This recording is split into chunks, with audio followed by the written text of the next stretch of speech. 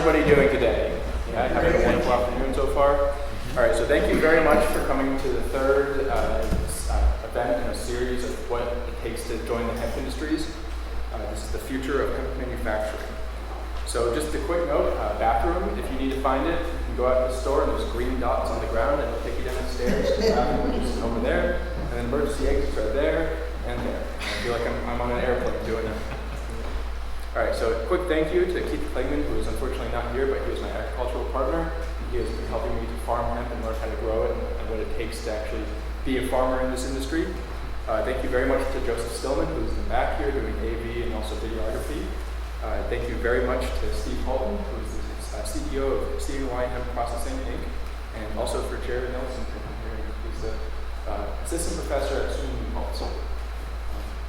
So, quick question, is there one hemp industry, or that's formula one, or are there multiple hemp industries? Can anybody answer? Is there just one hemp industry or multiple hemp industries? Okay, there's multiple hemp industries. Many times people talk about the hemp industry as just one aspect, but there's many different things from grain to CBD to fiber to many multitudes of stuff that can branch off from those. Now, can anybody here tell me the difference between hemp and marijuana? THC levels. Yes, good. Can you tell me the specific THC level? 0.03%. Pretty close. So the difference is simple. Both hemp and marijuana are cannabis. So cannabis is the plant, and hemp and marijuana are just two legal classifications for the cannabis plant. So hemp must contain less than 0.3% THC, while marijuana plants can contain more than 0.3% THC. So the difference is the THC percentage. Quite simple. Is hemp legal? Anybody? Mm-hmm. Yes. Okay. Yep. It is legal under the Agricultural Improvement Act of 2018, which was signed into law this past December by Trump. And then, do you need a license to grow and/or process them? Yeah. Yes, you do. And you can actually get an application at the New York State Department of Agricultural website. And then today's agenda, we're going to hear from me a little bit on his intro. We're going to hear their presentations about the various parts of the hemp industry, and then we're going to have a Q&A. So what will we learn today? Well, today is primarily going to be focused on grain and fiber, but what if you're a CBD processor or grower, or you're interested in CBD? Well, there's a lot that you might actually be able to learn from this side of the industry besides just the CBD side of things. So we're going to learn about the relationship between the farmer and processor. We're going to learn what it's like to own and operate a processing facility, what types of products can hemp become, and what does it take to develop new products. So please welcome our speakers. First up is Steve Hall.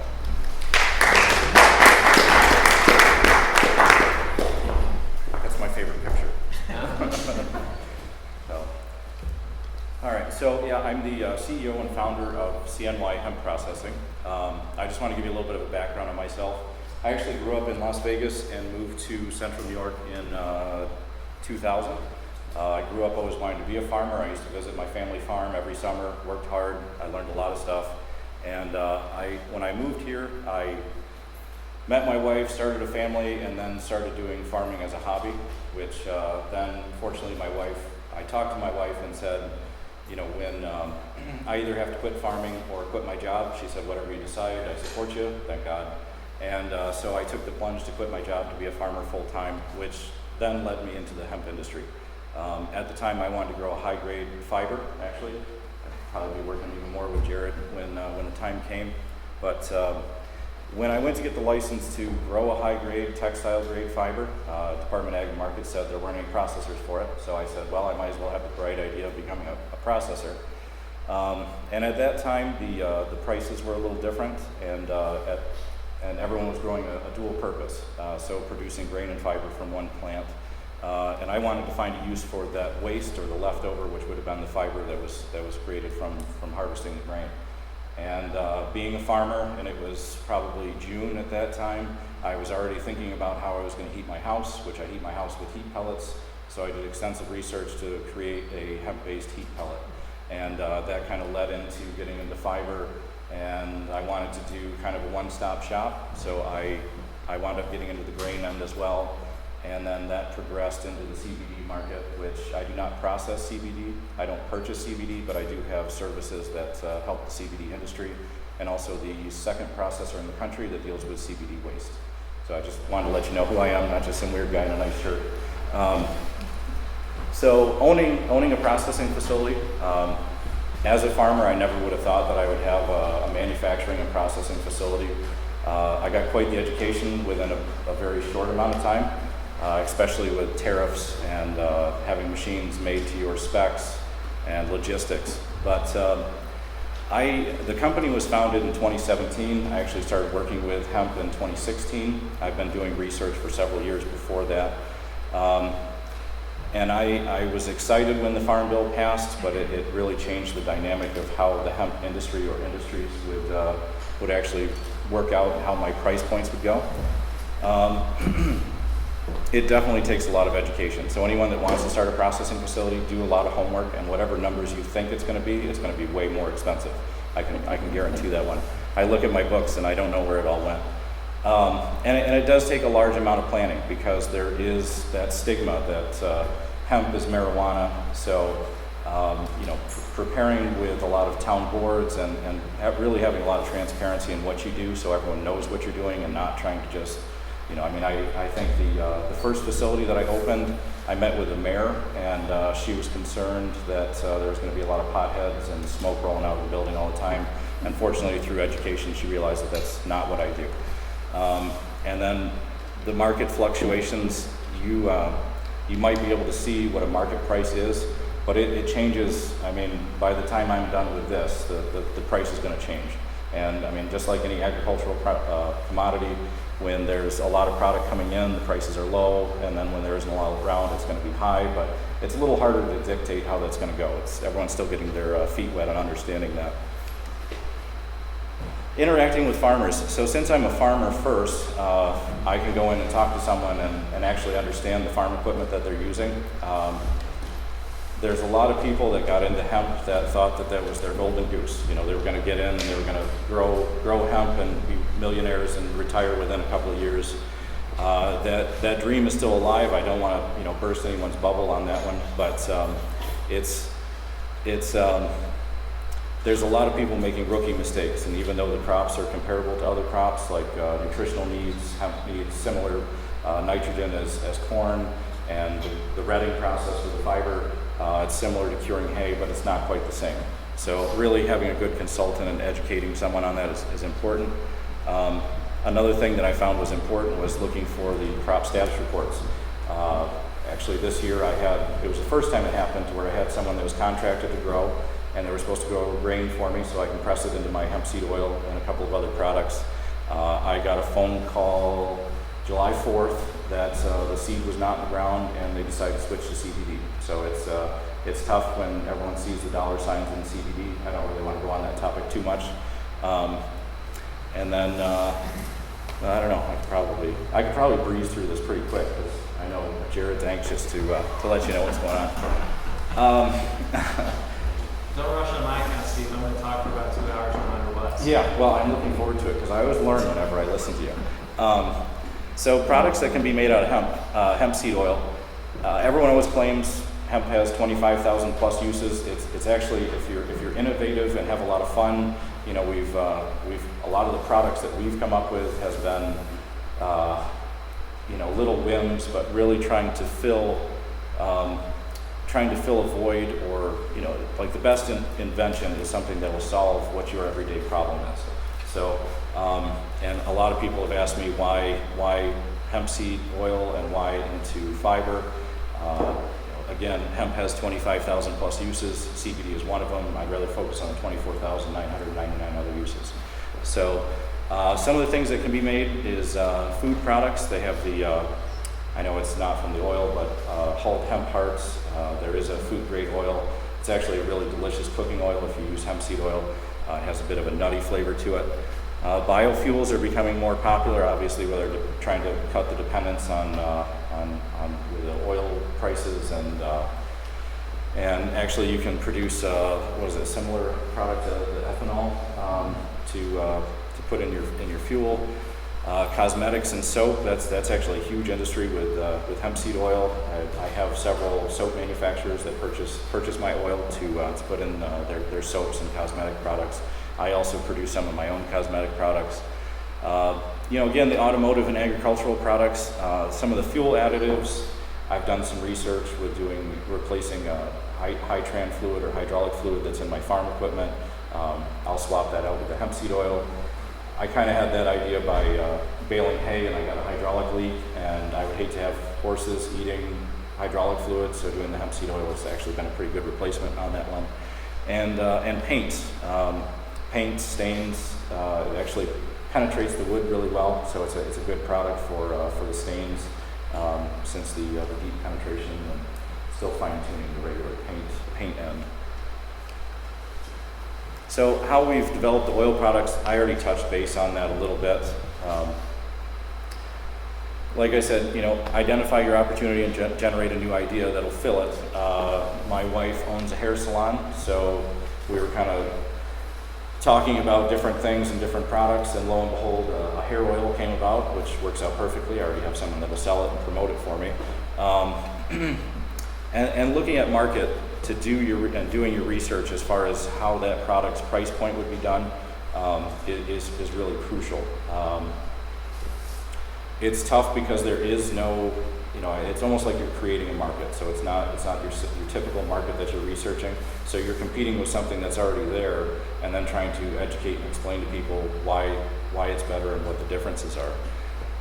And then developing that concept and test and test and test. I feel like half of what I pay for in the company is probably R&D work and having testing done and everything, making sure that it's safe. I don't want anyone to get sick. I don't want anyone to get hurt, because it would be even more costly than trying to develop that product. Well, that's I breezed through that pretty quick. I'm sorry, I didn't mean to cut you off. That's a good picture. It's a picture of me. I don't know if it's a good one. I don't know if there is such a thing as a good picture of me. Let's get rid of that as quick as we can. What's going on here? There we go. Thank you. Okay. My name is Jared Nelson. I'm an assistant professor of mechanical engineering at State University of New York at New Paltz. That's my day job. I came into the hemp industries. Thanks for that clarification, by the way. That's a new one for me as well. I often say hemp industry,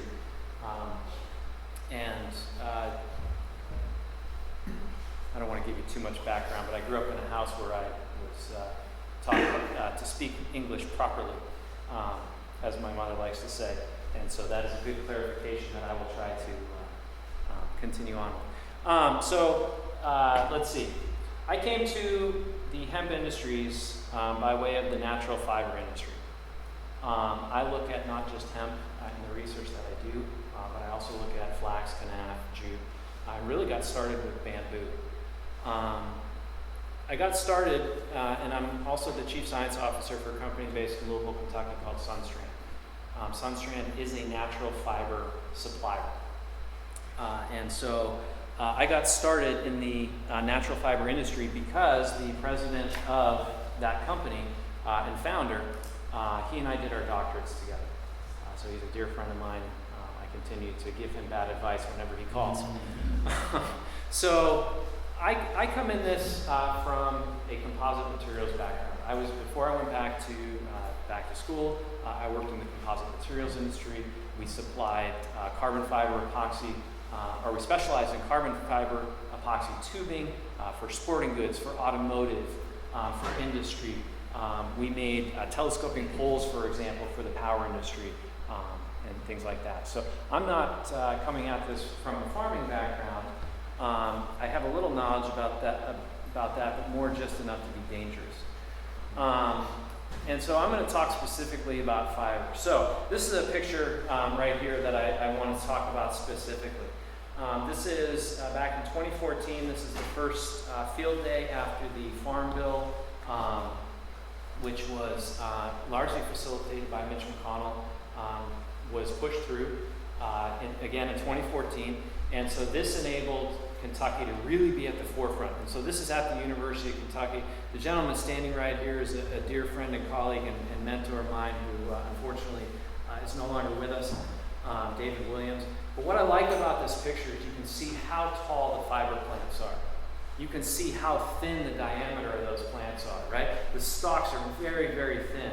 For those of you that have seen CBD plants, and I'm going to say this so Steve doesn't even have to interject, we don't have to listen to him talk anymore. CBD stalks, I was at Mud Creek Farm last fall. Some of their CBD stalks were, 3-4 inches in diameter. They're small trees. It was impressive. Those things are massive. And so the fibers, when we talk about a fiber grade plant, it's a very different plant than a CBD plant. I don't have any pictures of CBD plants. So anyway, I want to keep moving because I got to have a bunch of slides.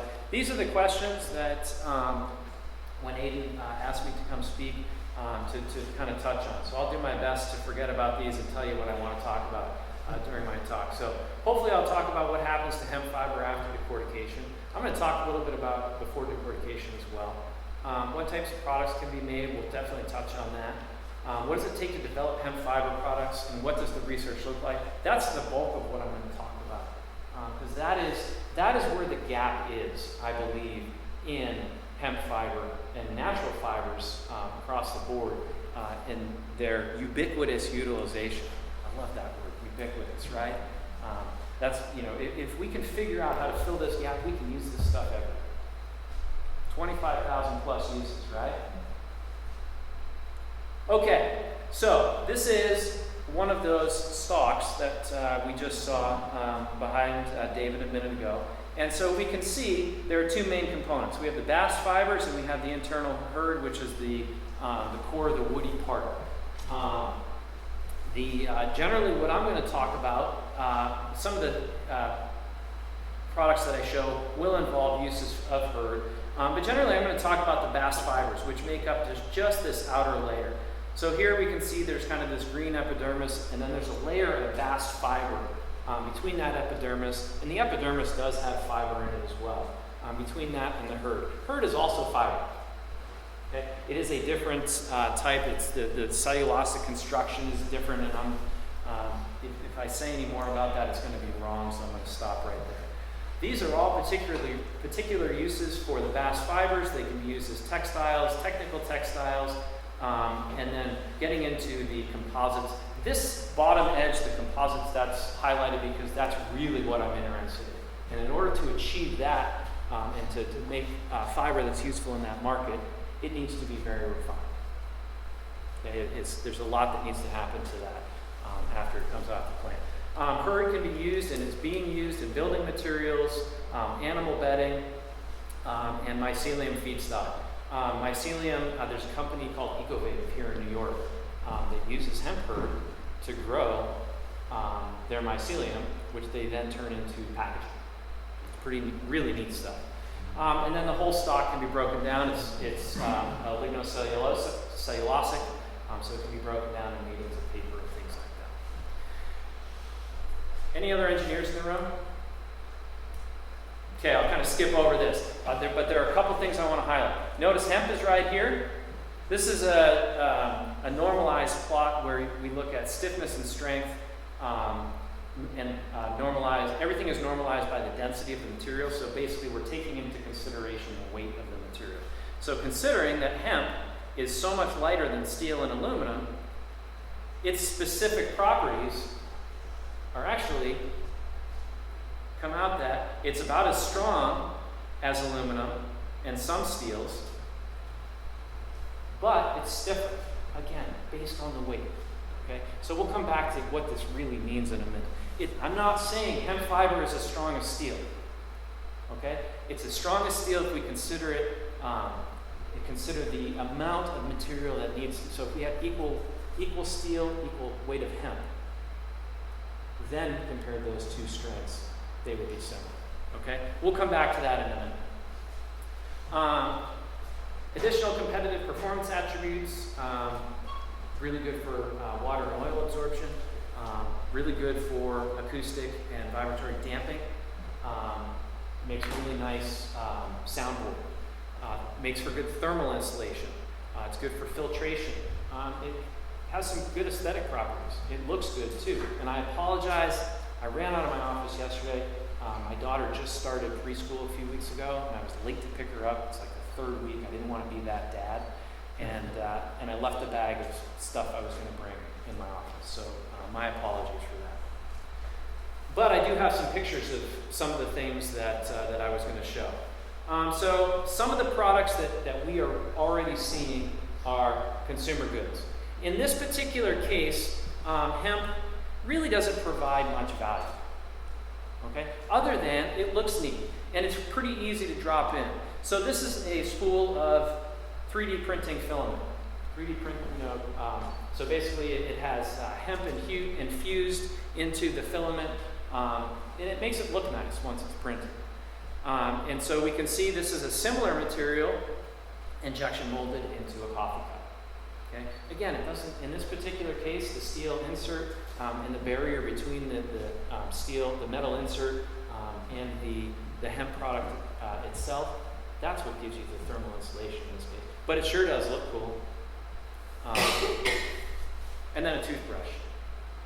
Again, the hemp doesn't make it lighter, it doesn't make it stiffer, it doesn't make it last any longer. The bristles still fall out after a while.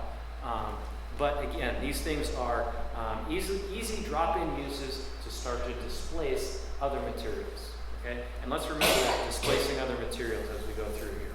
Okay? Other options, products that are currently available are things like insulation replacements, as we can see here, and plywood replacements. Okay? These can offer sustainable alternatives for existing products. That's the major area of displacement where hemp and natural fibers, in my belief, can truly succeed. Okay? This is a panel in the rear seat of a Lexus, and we can see, it's a pretty thin panel. It's lightweight, it dropped weight over the existing panel, and it offers nice damping properties as well. We can go through and we can replace, we have the opportunity to replace, we're not there yet, but this is starting to look ahead with products. We can start to displace particularly things like bathtubs, boats, wind turbine blades. Anybody know why I'm picking on those particular products? They're made from fiberglass. Fiberglass itself isn't that bad. It's not biodegradable. It's not biodegradable, but it comes from sand, right? So, the resources to make it, it's energy dependent to make. But, you compare it to something like carbon fiber or Kevlar or something like that. And then it's a lot friendlier to make, right? What do we mix fiberglass with to make these products? Say that again? Not oil. Vinyl ester. Have you ever driven by an auto body shop? You get that smell? I'm crazy because I don't know why, but that smell, there's something about it. I think it's because I worked in the composites industry. There's a little bit of comfort, and then I get anxious because I think that I have to go to work or something. In these products, we're mixing fiberglass, not an awful product, but not a great product in terms of sustainability, with vinyl esters. Vinyl esters, I'll let you do the research. In my opinion, vinyl esters are an awful product. We need to get rid of them. We need to find alternative ways to make these products with sustainable, and really what I mean by sustainable in this case is environmental sustainability, environmental sustainable products. Okay, so that's why I like to pick on this. This is a branded product that allows for natural fibers to be, so this is a chopper gun. So to make these products, you basically feed continuous fiberglass in, and it has a spray gun where it sprays the glass as it's chopped. It meets in the stream, or in this, the stream is then mixed mid-air with vinyl ester resin, and you spray it onto the surface of what you're making. Fast process, you can do a lot quick. This is an alternative piece of equipment that does that with natural fibers and biopolymers. So we're moving in that right direction. Okay, And then we have nanocellulose, graphene, superabsorbents, functional additives, etc. Again, all these are products that can come from the stock of hemp and natural fiber plants. So, the potentials are, they can be lower cost. They can be weight reductions. End of life, right? We can have biodegradable products. We're moving in the direction of being able to meet performance metrics. This is the biggest gateway, though, right here. We can reduce the environmental hazards, and we can introduce local, regional, and national. We can introduce new revenue streams. Okay? I think that's what everyone's getting excited about, right? Particularly with CBD, right? It's a new revenue stream. The same thing exists for fiber. The problem with fiber is this list of things to do. Okay? So to go from a seed to getting a fiber,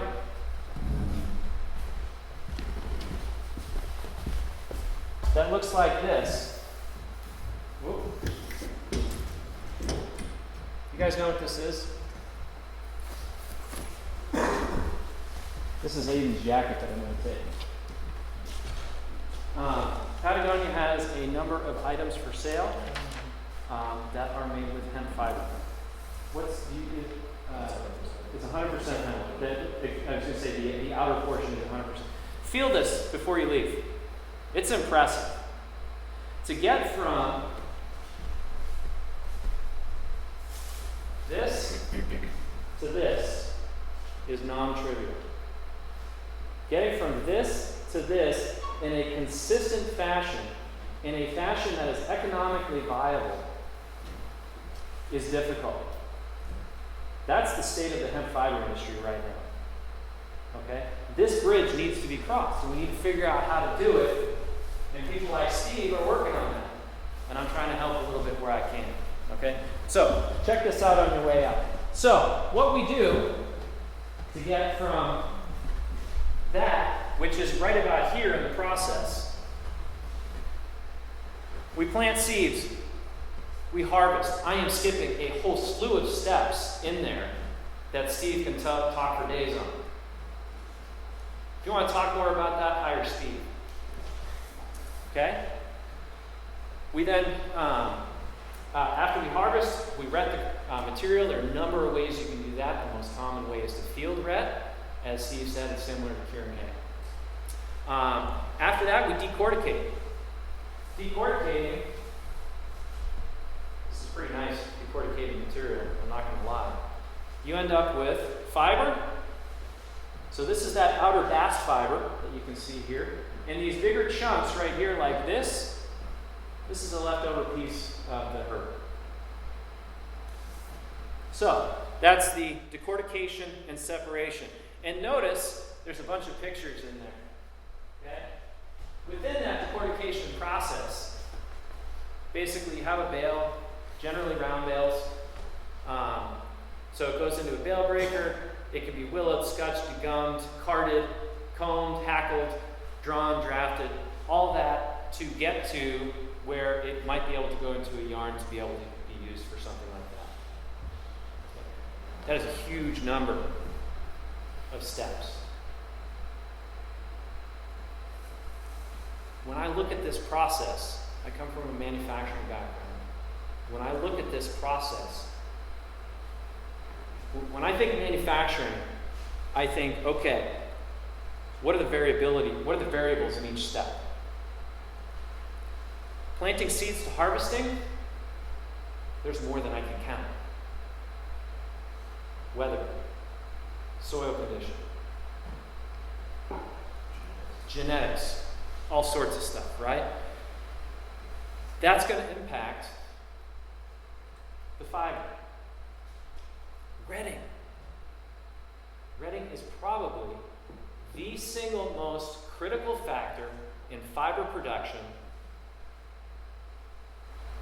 Retting is probably the single most important step in all of this. And yet we treat it like curing hay. People like Steve can look at it and say, this is properly retted. What does properly retted mean? What does properly retted mean when we're trying to get an outcome like this jacket and specific fiber properties. So let's start moving in that direction. So within that, we have that picture that I showed earlier, right? That's what this lower piece is here. And so we have our outer fiber, our outer bast fiber going on this outer loop, and then our hurd going on the inner loop. And so basically hurd is basically we take that inner woody core and we essentially grind it down to the size particle that we want to do the particular perform the particular task and achieve the properties and performance that we want. On this outer side, we go through and we're taking material like this and starting to break it down so we get, individual fibers like we see here. The hurd is separated, don't forget. And so as we keep pulling apart, a piece of this, we can get finer and finer fibers. And so going across that top bit, the finer the fiber is, the more technical, the greater the number of options for more technical uses. When I mean technical, I mean engineered uses, such as this jacket. Okay, this is a SEM image of what a close-up of a fiber looks like. It's not that uniform, is it? Another source of variability. So, what I'm looking at with my fiber research is I'm trying to understand what natural fibers are. And natural fibers are inherently variable. They're difficult to characterize. It's difficult to follow along that path of decortication and separation and say, if I get down to this size fiber, I know I'm going to get exactly this property. They're difficult to bond to. It's process dependent. It depends on rain. It depends on the setting of the decorticator and how it's used. That makes them very difficult to design and specify into engineered products. Okay, so now we're starting to transition into where this gap exists that I think we need to fill to reach ubiquitous usage, right? I love that word, ubiquitous. So we have an opportunity to optimize natural fiber test standards and implement these standards to develop an accessible database of material properties, enabling business collaborators to assess and validate manufacturing compatibility for industrial applications.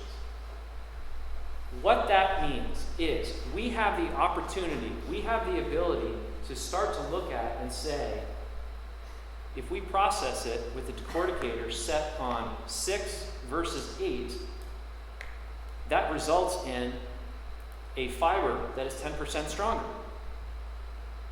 In other words, we can start to look at and develop a database of information so that we can then say, okay, well maybe it's cheaper to run it at position 8. But somebody needs it to be 10% stronger.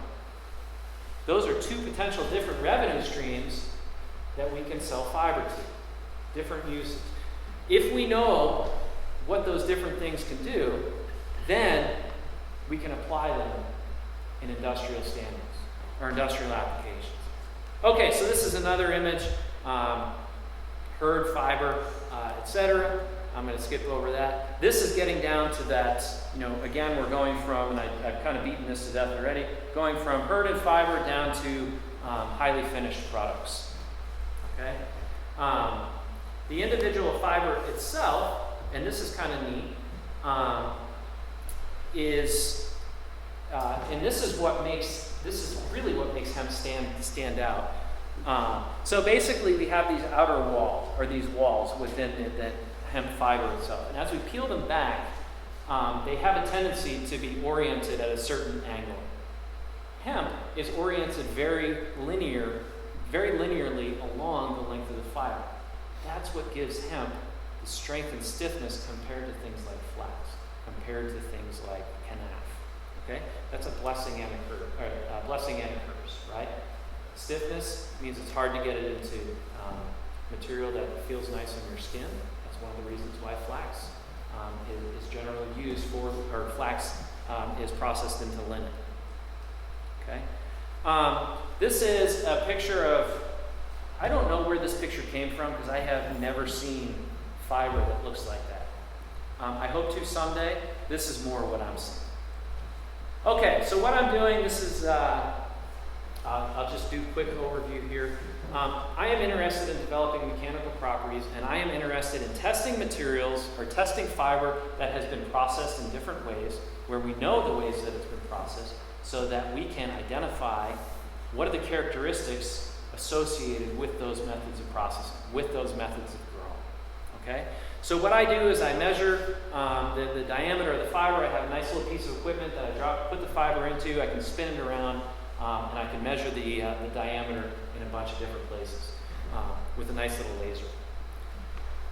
Then I put it into this piece of equipment here, where I then pull on it and break it. The tensile test gives me, or putting these two together, I can then get a stress strain curve here, from which I can get typical engineering properties.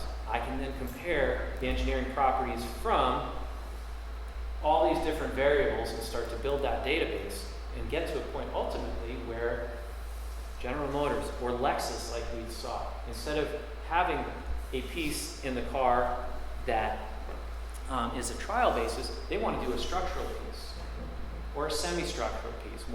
That'll be the next likely step. We know how to process that material consistently. We know what those variables are. Okay. So we get stress strain curves. We've looked at different things to say, okay, well, what happens if we look at the cross-sectional area of the fiber differently? And so we can see that that affects how we interpret these data. And in general, we found through some studies that the best, and this is kind of common sense, the best way to do it is to consider it as a moment. So one of the key things that has been difficult in this industry is if we consider hemp properties, which are in this line, we have a density. The density is pretty well known. That is established, 1.3 grams per cubic meter. We have a range in length from 5 millimeters to 55 millimeters. Well, in reality, we can get a lot shorter than that. We could probably get longer than that if we really wanted to, but it'd be difficult to process.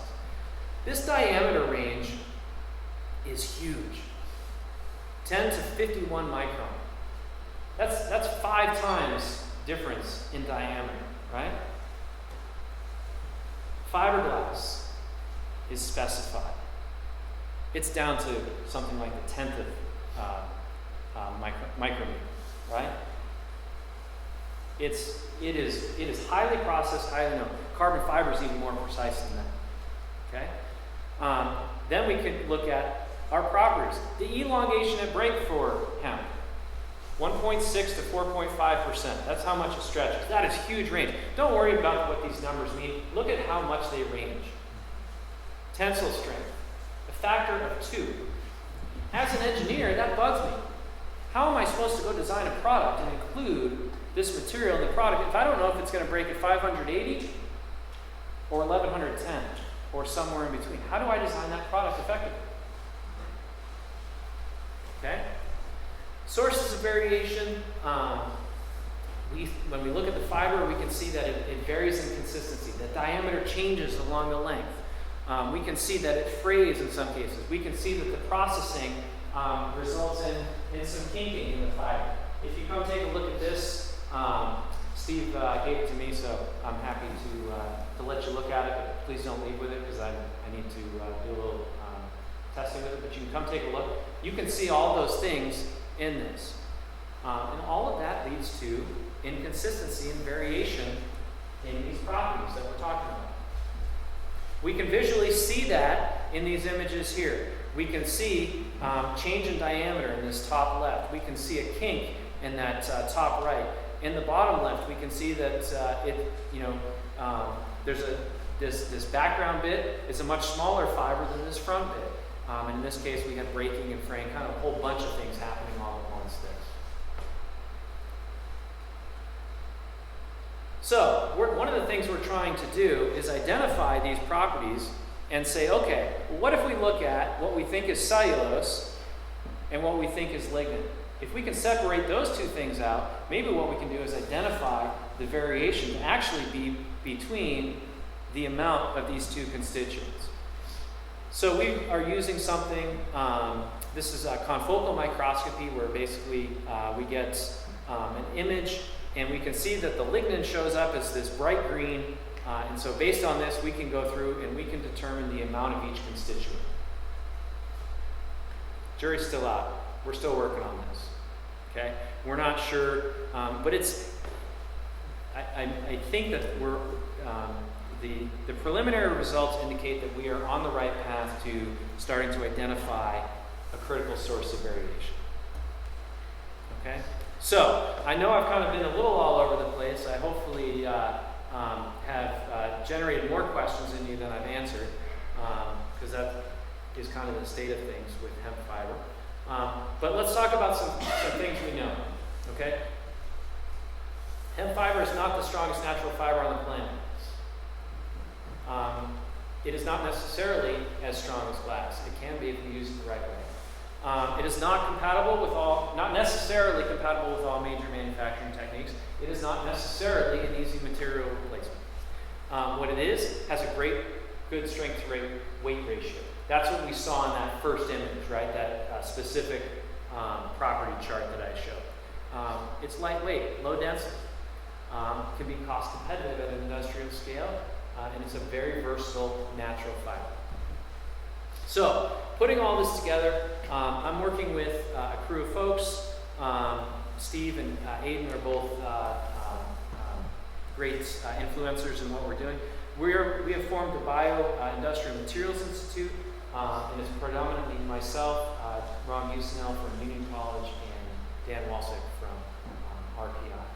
We are interested in developing this database that I mentioned so that we can connect farmers to processors to end users and supply the missing data, or start to supply the missing data, so that these connections can be made and we can get to ubiquitous utilization.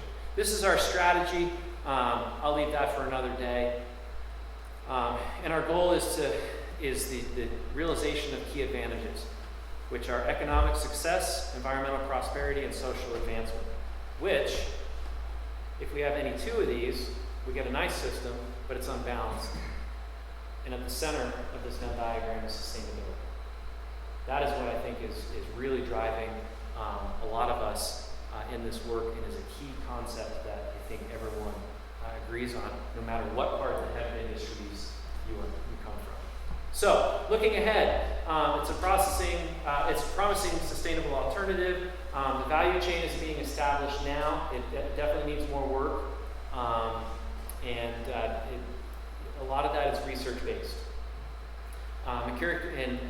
That research is material characterization and standards of how we go through and identify these different opportunities, and how to fulfill the material, fulfill the needs of the product with these particular materials. So, with that, I'm tired of hearing myself talk. I have a questions slide. We'll skip over that. I'll pass this back to